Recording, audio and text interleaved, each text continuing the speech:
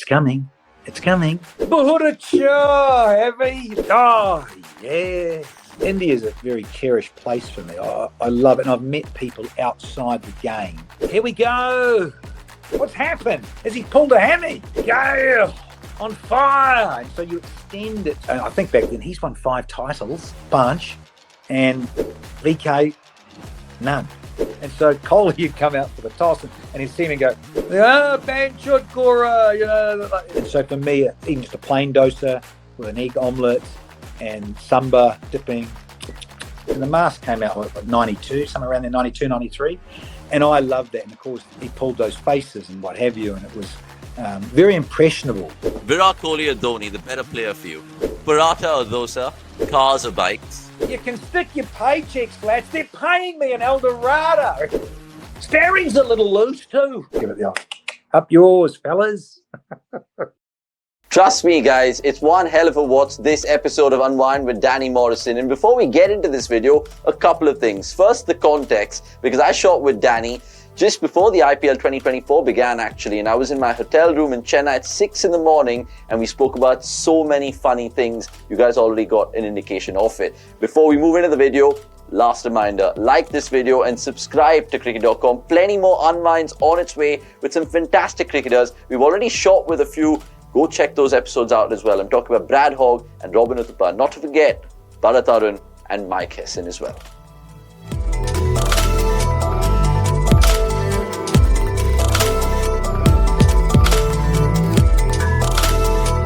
Right, Danny Morrison, thank you so much for giving us your time to cricket.com and unwinding with us, even though we're doing this at 6 in the morning. Are you all right, sir?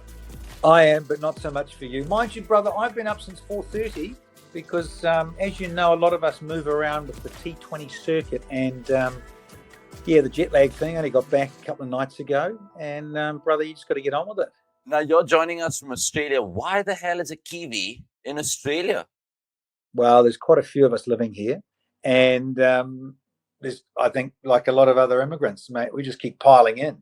And it doesn't matter where you're from. But I know what you're saying. It's sort of a bit like the neighbours, you know, your brother's next door, India, Pakistan, and you think, you know, geez, why have you moved to Pakistan, or vice versa? Why you Pakistanis have moved to India? And for us, I suppose the comparison would be like that because it's a lot bigger country. There seems to be more opportunity, all that sort of thing. So it's a bit of that relationship where it's quite easy for us Kiwis and Aussies to come and go. Aussies who want to move to New Zealand and vice versa, us Kiwis that end up landing here. I was just saying, you once said, Danny, somewhere, that the Kiwis are like the Indians and the Australians are like the Pakistanis. Do you still echo those thoughts? Well, I just think they're more punchy and aggressive. And I think I made that analogy probably playing cricket, where I played against an era where we called my mates who isn't it funny? I get on so well with them, work a lot with in the Pakistan Super League. We used to call them the Pakanasties. Instead of Pakistanis, it was the Pakanasties because you had the 2 W's coming at you. Aqib Javed certainly wasn't short of having a word. You had the snide little street fighter and Javed Miandad having a crack at you. Salim Malik was always, he had that clash with Ian Botham back in '87 in England. And so you had characters there who weren't going to take a backward step and wanted to be in your face and knock your head off, or knock your nose or your toes and get stuck into you because they had the firepower and they could.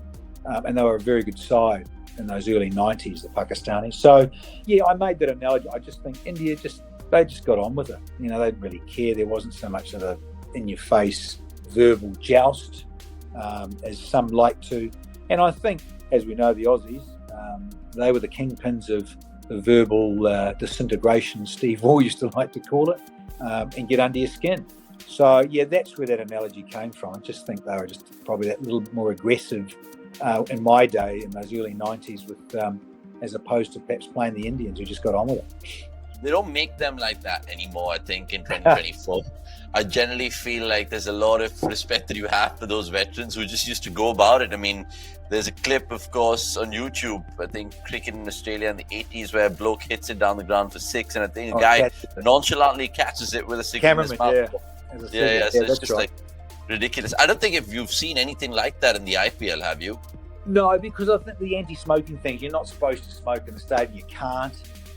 Look, and those that shall remain nameless, get sometimes a pleasure in a dressing room get caught and sprung on camera. But look, when I played, it was sponsored by Benson Hedges. You talk about that in New Zealand with the Rossmans, and you went to the Benson Hedges World Series in Australia, right? It was a tri-series, and I remember Alan. It was Alan Richard. Was it Alan? Alan Turner, who played for Australia, was a batter, and he started working for B&H, for that company, and he'd come in and he'd have all those gold cartons, and he'd come in and roll, 6 to 8 cartons. Here, lads, help yourselves. Great stuff from the sponsors, and those that smoke would be all over it. And we were like, oh, for God's sake, piss off. Because back then I just didn't. As a bowler, it was just no sense, and didn't. Anyway, the thing of choice.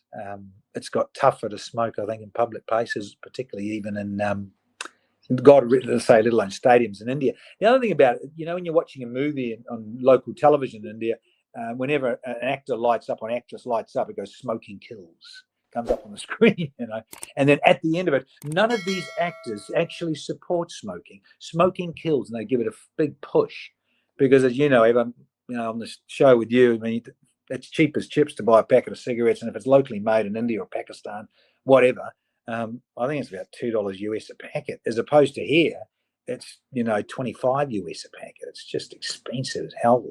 Taxation, governments go, well, you shouldn't be doing it, so you're costing us a fortune in the health department at the hospitals, so we're going to tax the crap out of it, and they do, and I get it, It's ridiculous. Danny, when you normally talk about yourself, generally it's like the double D's against double R's, and the gong, and it's just unbelievable amount of passion pouring out of you.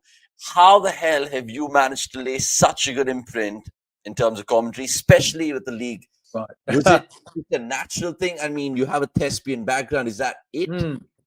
I think also, it wasn't when I started so much, because, of course, the IPL and the T20 circuit wasn't around. It was mainly Test cricket or ODI cricket. I think it's morphed into, because guys, when we did it, we had other broadcast guys who transcended across other sports, and i.e., when you look at rugby and rugby league and football and other short codes, which quite, you've got to be up, and then there's drama, and you're down, and it's, what we call light and shade, that you need to be just there and thereabouts. And all of a sudden he's cut loose here, and so you lift with it.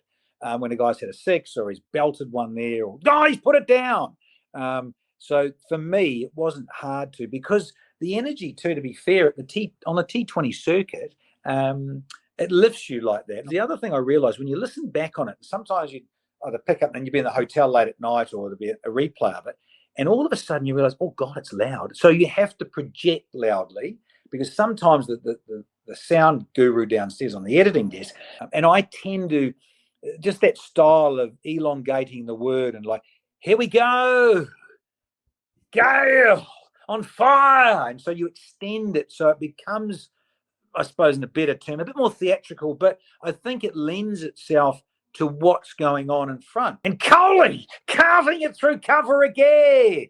And Shubman Gill with a classical drive through cover, whereas I might go, Shubbers, oh, yes. And so for me, that's who I am, right? And that's generally also, when I'm out socially, I'm a little left field. And I'm just a bit different, because I am a bit different and have a lot of fun with it. It's about knowing the different genre, right? And I've always said that to some of the executive producers. Look, all it is, at the end of the day, you're just popping on a different hat. And it's back to the thespian thing that you mentioned. Well, it's a bit like an actor doing a rom-com versus one that's doing a crime thriller, right? So you're in a different role. So you pull it back, and you just adapt with what's like reading the room.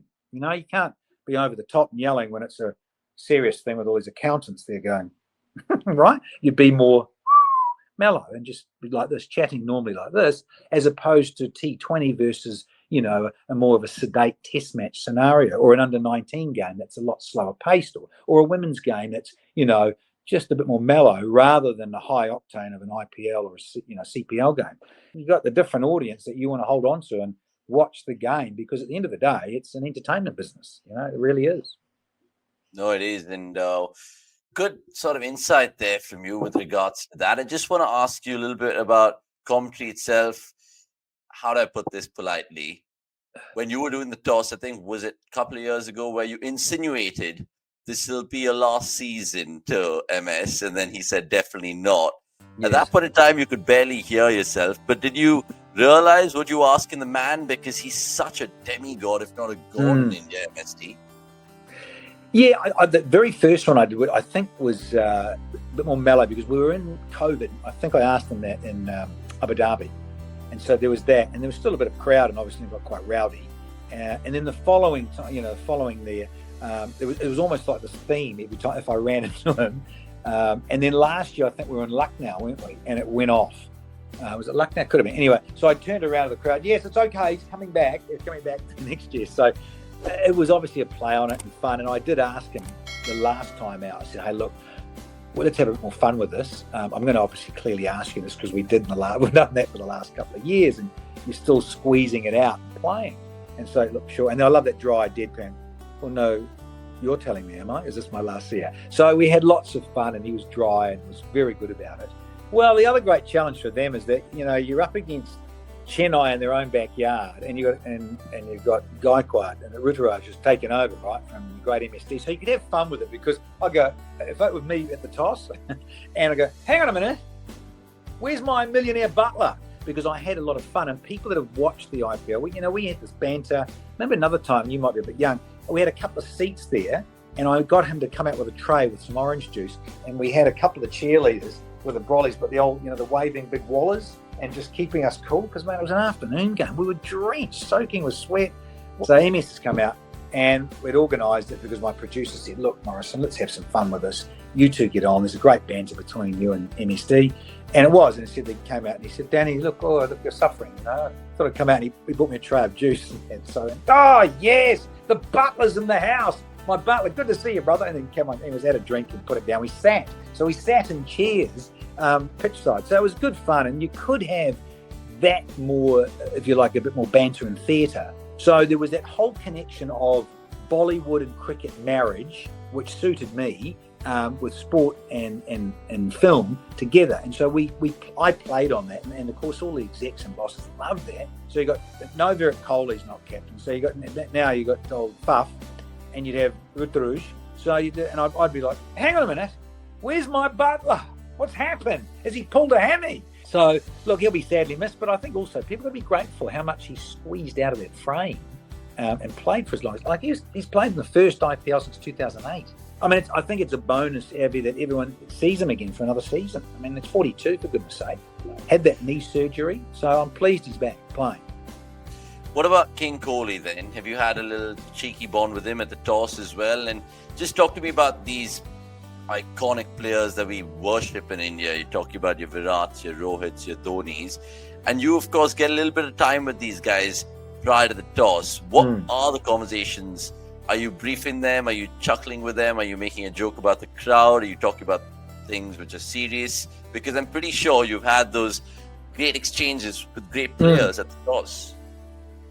Yeah, and I think, and I haven't been too cheeky about it, because, particularly if you've done a toss with Rohit Sharma, so the boys in blue versus the red army of RCB.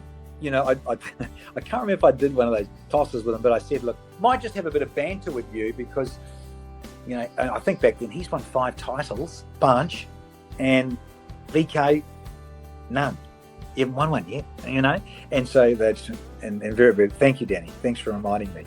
And so sometimes I'd plant a bit of there, and, you'd say to us, mate, time to give yourself an uppercut, isn't it? Would you, you got to, you think, get the monkey off your back, would you like to smash these guys and that? And, and he'd be a bit more serious. Yeah, well, of course, and you think, well, look, I think it was a playoff game then. I'd lean forward and just touched him on the neck. I'd lean forward and go, just checking the adrenaline, brother. All good, VK? You ready for this one? I'd say, and just have that sort of interaction with them, which they allowed me, because they loved the fun. And then, because you'd see them at the toss, and then because I'd come out with something a bit new or something, yes. And so Kohli, you'd come out for the toss, and he'd see me go, yes, Danny. I think it's good fun, and it really has to be, because at the end of the day, I think players, they bring it back to, whilst it's a serious business, you're doing something that you did as a kid. You think back to when you were a 7 or 8 year old playing it, and now you go through your teens, and if you're good enough, you move into this career, and then suddenly, wow, and it's full on. But you've got to be thick-skinned in the social media environment now, don't you? Because people want to have a crack at all the time and take the piss out of you, or be trolls and have a right aggressive go. And you just got to realise, thanks, brother. That's why I'm here and you're there, because we care and we have a good laugh. And so you don't get too involved with it.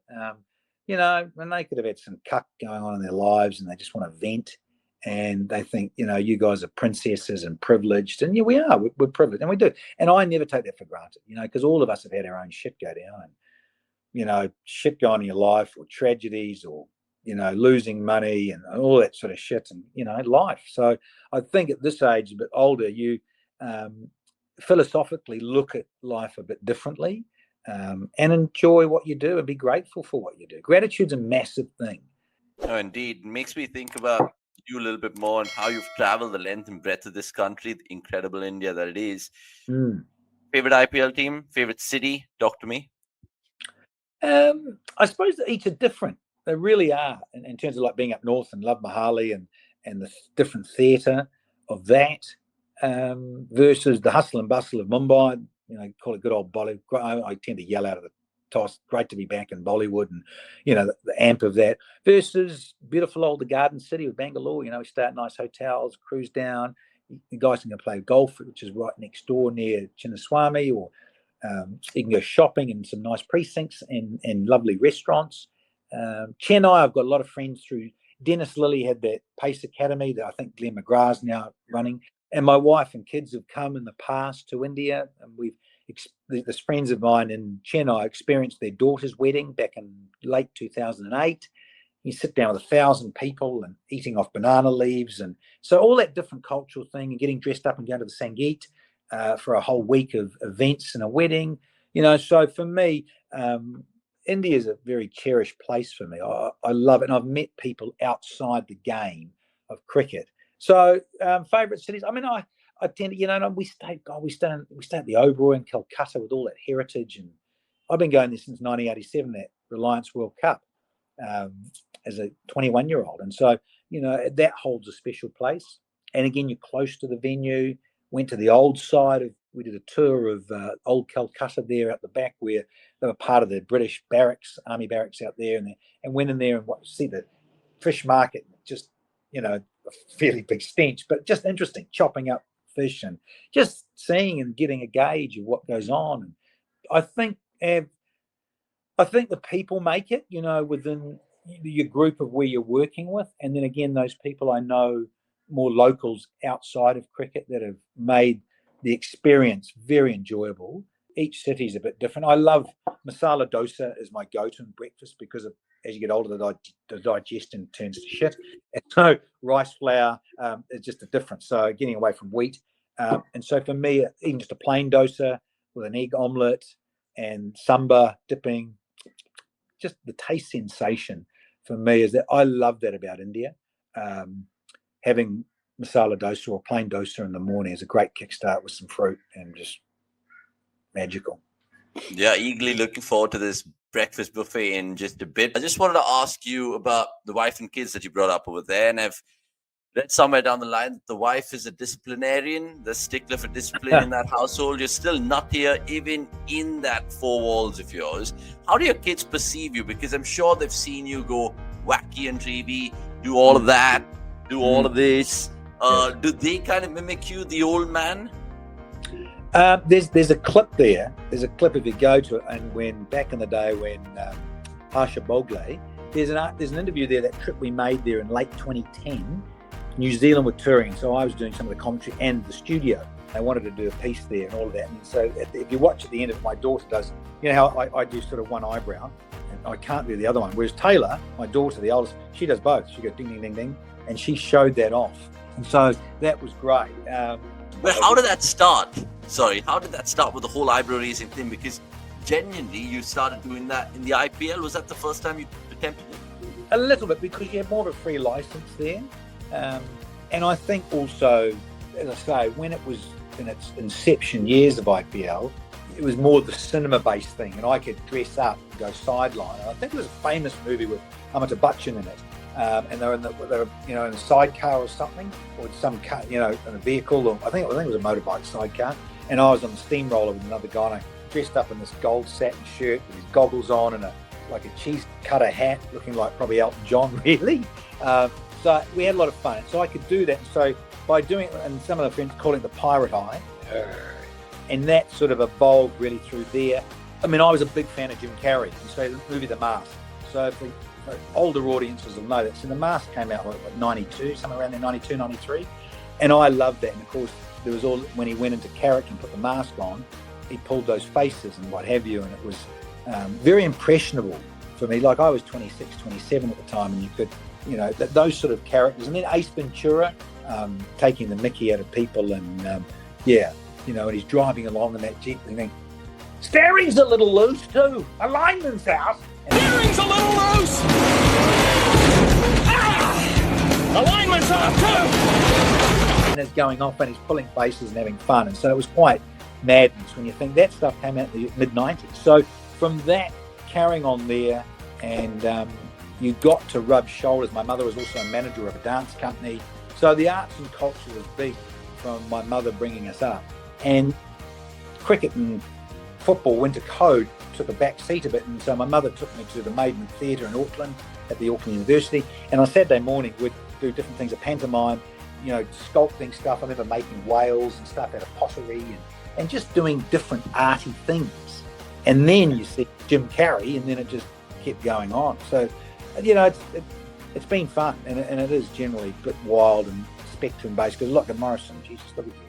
You really are on the spectrum. I said, well, what's wrong with that? Life's about having fun. God, life's too short, Like my haircut, it's very short, you've got to get on with things, Have fun. Embrace it. Have fun indeed. When you mentioned the movie Master, the only thing I can think of is, of course, Cameron Diaz being absolutely sensational, like so smoking. She was at her best because she got a bit very thin, and of course actresses do, and they're mindful of how they look. Of course they do, I get that. But yeah, she was younger and a bit more, I think there was a bit more voluptuous, and I just think they get so thin, you know what I mean? But each to their own. Did they remind you of the cheerleaders that you, of course, had on your shoulders at one point in time in the IPL?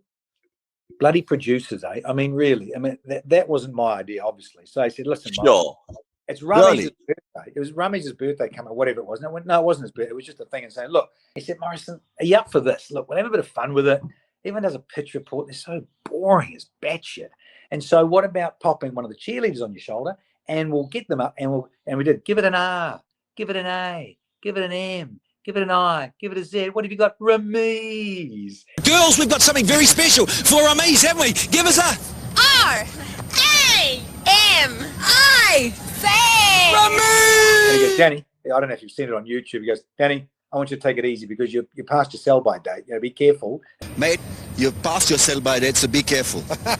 and it's getting heavy. All right, okay. Now. So, a bit of madness and something different and wild.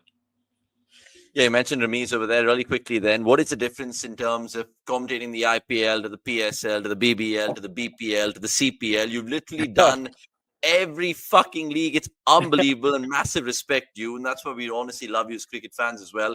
What are the dissimilarities, if I may add? Because I'm pretty sure the BCCI have its own set of rules. The production house have its own set of rules. You work with Sony and stuff. So can you just explain it all in a nutshell and how it works as a commentator? I think also it depends on the culture. Like in Bangladesh and Pakistan, you're not going to get these sort of more provocative cheerleaders and leaping around and outfits, right? Whereas the Caribbean, different culture, clearly. And in the IPL, in those first few years, you had Lalit Modi running it. He went to King's College there, university in the States. So he had a lot of influence from America. And so you can understand that. Pakistan, a little bit more conservative, and understandably, rightly so. And I think same with Bangladesh, that you didn't have the cheerleaders carrying on, and each are just very different. You've just got to respect those different sides of it, really. And so the Caribbean, very, very different. Like we used to have, again, because of the alcohol thing, you can't do something like that, say in Pakistan, where you got the rum shack. Let's cross down, and Danny Morrison is in there, and you got the cheerleaders behind you big, fit-looking, good-looking guys, shirts off and paint on them, and then you've got the cheerleaders with their plumes. It's more like the carnival, and they're in these sequin bikini-type tops. You're never going to get that, are you, in Lahore or Karachi, right? Anything's possible. But again, the sensitivities around the different cultures makes it unique and interesting. It's not like you've ever kind of had a producer or someone up in the higher hierarchies of the production team saying, mate, that's not allowed, that's not cool. Have you ever been told off? Have you ever regretted personally where you've uttered something on air and been like, come back, why did I say that, Danny? I suppose you just got to be mindful of that and doing stuff. So there was a piece where I did back in 2018 because Michael Slater was on it, and it's the only one he's done of CPL. So Slats was on, Michael Slater was on it, and I had to go down to the rum shack and I had to do a piece to camera, and they did for that CPL. You had the El Dorado, which is one of the major sponsors, which is a rum, and we were in Guyana where it's made near Georgetown, Guyana, and we're at Providence, and I was down there and having a good time and dancing, and I think Michael Slater was up there, Darren Ganga and Ian Bishop at the time, and then Slats goes, "Oi, Danny," and cutting to me, having a good time and dancing with this what looked like a I don't know, I can't remember, I had a cocktail glass or a coconut maybe in half with a straw in it, and just boogieing away and carrying on, and the cheerleaders are there, guys and girls, and having a great time. And then he goes, "Hey, Danny, listen, you better get to the com box if you want to get your paycheck." And I went, "You can stick your paycheck, Slats. They're paying me an El Dorado," and all that. So we're just having fun with it. And then the bosses went, just be careful about that, so that's where they just said, just be mindful. But it wasn't too bad. But they just said, okay, don't overdo it now. Doing interviews in the crowd, because I was younger to do that. Now you'd rather look at a nice looking female presenter, wouldn't you? Sideline and doing interviews. So I've done all that. And people go, "Oh, Danny, when are you coming back in the crowd?" I said, "Oh, mate, used by date, done and dusted. You'd rather see a more glamorous female doing it, surely, wouldn't you?" "Nah, mate, get in here. I want to see you, dive into the crowd." And another time I had the reveal, had the mascot big gladiators thing come off my head, the big header. And then, of course, I got morphed and went, "Oh," and fell into the crowd, and they all just dived on you. So, you got to be fitter and younger to cope with all that madness. So I'm leaving that, Abby. Okay, you mentioned the alcohol over there, El Dorado, this KF, of course, here, and they're big boost sponsors with big tournaments. In that initial part of the IPL with Lalit Modi involved, was it ever a case of the commentators having a little bit during the fees, during, the time while commentating? No, it was more about the players, and then what they had to end up doing, which was just a no-brainer. You can't have the cheerleaders staying in the same hotel or the hotel next door or just nearby, right? But of course they did, and that was just dumb. And so, of course, all of that sort of, hello, you've got all these fit young people and cheerleaders, players. Hello. And it was just common, right, back then? It was just like, yeah, what's your name? Where you staying? Well, and of course they were handy nearby, right, in the same city. Whereas I think we tended to congregate, and we congregate with your production crew. So for me, it was always just about restaurants and getting to know other people. Sure, there were parties when you had a few, of course, but you didn't have to work the next day because it was a lot less. Now you're up and you're catching aeroplanes and off and boom, boom, boom, and zigzagging. It's not quite as relaxed and less time off. There's just so much more going on because there's now 2 more franchises, and there's just so much more, back to more cricket and more of it. And so you'll be doing a game in Calcutta, go to Mumbai, get up again at 4 a.m. You've got to do a game in Bangalore, and you might do 3 or 4 on the trot in different cities. So you're up. If you're younger and you've played in the IPL, it's a different story for them. Us who've not played in the 21st century, no. So, which you just get on with, right? It's what you're used to. You just do and you get on with it. So I love the IPL. We stay in very good hotels. So I'm not complaining in that regard. The airports have got so much better in the last decade. It's more of a joy to travel. It's just upgraded everything and needed to, right? So the growth of the middle class in India, so more people flying now can afford to. So they had to do something about that infrastructure, and it is. You just get on with it. It's great. Okay, super. Let's just head on to that rapid fire right now before we let you go. Right, Danny, best Indian abuse you've ever heard? I'm probably one of the best when I was playing. How freaky is that? When I was playing, I had a saucer, and then throwing it, and it landed near you.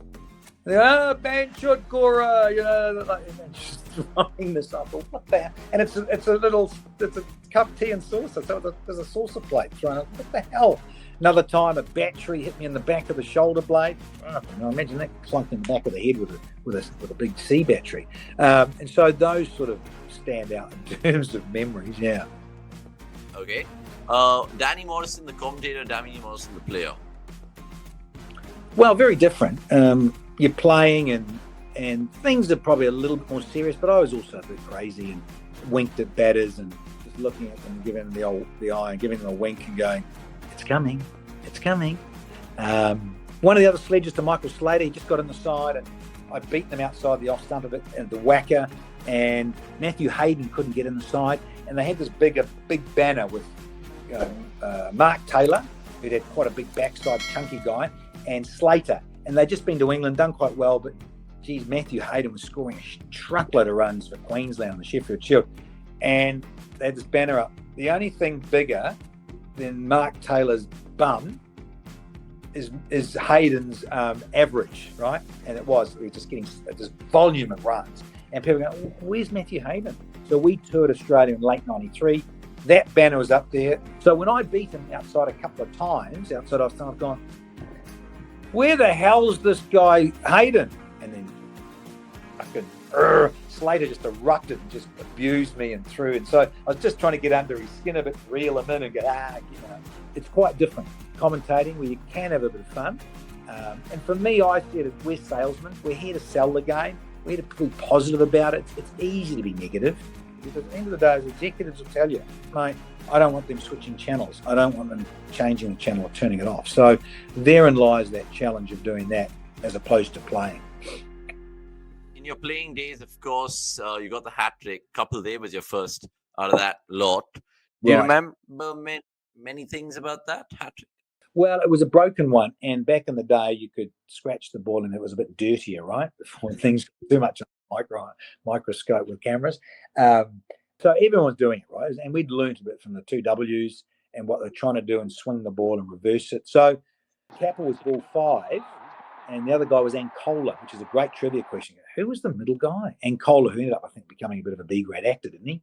So, and he was a big, tall guy, so it was perfect bowling a Yorker and bowling him, right? Middle stump, just right in the base. And then the other guy, the third guy. So, and then I realised giving my hat and sunglasses to the umpire, and suddenly the crowd got amped. And I went, oh, shit, yeah. Right, it is, we're on a hat trick because the last two balls 5 and 6 for the previous over, now the first ball of my next over, it was all on. And sure enough, I went, oh, yeah. And Nay and Mongia. So I'd hit off stump, then middle, then leg. So it was a nice way of people watching that. And if they watch that on YouTube, Capel drags it onto off stump and Kohli gets his middle peg disturbed. And then the last one is sort of more towards leg stump, which was great because the game was sort of being staved off anyway. It was just a nice way to get that Yorker right and get them on target. Right. The Women's Premier League just also kind of got over. RCB winning it, of course, and that was a big push towards the game generally with the fan base. If you were commentating in that final with Elise Perry and Richa Ghosh and, of course, RCB winning their first ever title, how would you all kind of do it right now? Could you just fake it and show it? Oh, that's the beauty. And it's been a long time coming for the women's IPL. And you could see how it's evolving because the professional game, Avi, you had the English one and the Aussie Women's Big Bash, and that had been around for a bit. And so you thought, well, hang on a minute, you've got the IPL. Where's the women's tournament? Where's their IPL? And so I'm very pleased that it's actually finally come as a standalone tournament. And I think it's been a bit of a long time coming. And they needed to do that and needed to get it together. So pleased for RCB because the other great thing is the men haven't done it yet, have they? So that's another little sticking thing where you could just give it the old, up yours, fellas. You played in 3 World Cups, 87, 92, and 96. But New Zealand still, till today, haven't won an ODI World Cup or a World Cup. Why do you think that is, Danny? I just think the resources we have, and you're up against some very good sides. New Zealand, I think, made a great effort to make the 2015 and that amazing final at Lord's in 2019. We've lost in semi-finals that won in 92, you talk about. They got to a semi-final in 1979, New Zealand. 1999, New Zealand lost to Pakistan in a semi-final. So we're very good at being bridesmaids or getting close, and just not quite having the firepower to finish it. That final, Baz McCullum opening over, decided to come down to Stark and York himself. Maybe was it being a bit ambitious? He argues that's just the way he plays. I mean, another day might have got a slightly ball that was a little bit not quite so full, and he would have smacked it through cover for 4 and got on his way and scored 100. Who knows? But that was the way he wanted to play, and that's how Baz plays. And so we all know that, regardless of Baz ball, he was super aggressive. And you lose your linchpin captain in a critical wicket like that, that happens. Super. Game of choices then, really quickly, just to wrap up proceedings, because this tells you a lot about a character, so you have to be swift with these answers, Danny. Are you ready? Yes. Okay. Who do you rather commentate with, Ravi Shastri or Harsha Bhogle? Ravi. Virat Kohli or Dhoni, the better player for you? Dhoni, just with his inspiration. Okay. Paratha or dosa? Dosa. Cars or bikes? Cars. Mountains or beaches? Beaches. What's the sexiest stat in your career? Sexiest stat in the career? Of yours? 7 for 89 against the Australians, just before I got married in a test match. And the best batter you bowled to? The best batter I've ever bowled to. Very tricky, so we'll have to get a lineup of them. How about the great Viv Richards when I was 21, touring New Zealand in 1987, bowled to him. Sachin Tendulkar clearly rates up there. Brian Charles Lara, he was quite good. Not bad, was he? So that guy, and maybe Javed Miandad, another gutsy, just quality guy. Robin Smith, the Safford turned Englishman. He was pretty stunning on his day. So there's been a few of them. The Aussies and the great Alan Border, hard, and I love bowling to him. I got him out the most times, in fact, so there, I'll throw that into the mix. I got Alan Border out 8 times, I think, in 11 test matches. So he was my bunny. That's bad. And if you had to make a dream team in terms of commentary panel, you can only choose 3 folks that you've worked with. Who is that? Tough, really, because I've had some fun with a lot of them. I'll be biased and go with one of my own, Simon Doull. I'll go with guys that I've worked with. Geez, that's tough. Michael Slater. Slats is very good. Shame about what's happened. And someone else. The late, great Tony Gregg. Had a lot of fun with Greggy. He was very inspiring. He was a pioneer. He's, up and positive. So, yeah, I'll go with those guys. There you go. Okay, and finally, what do you make of us at cricket.com and me as an interviewer? I hope you've enjoyed this last 40, 50 minutes or so. Yeah. That's been great. No, it's been lovely. Very relaxed, very easy, and good work, Abby. Yeah, super. Thank you so much. We'll see you in our beautiful country very, very shortly. In true Danny Morrison style, can you sign off for this interview, please? Buddha Cha, Abby. Loved it immensely. Until next time, we'll catch you later.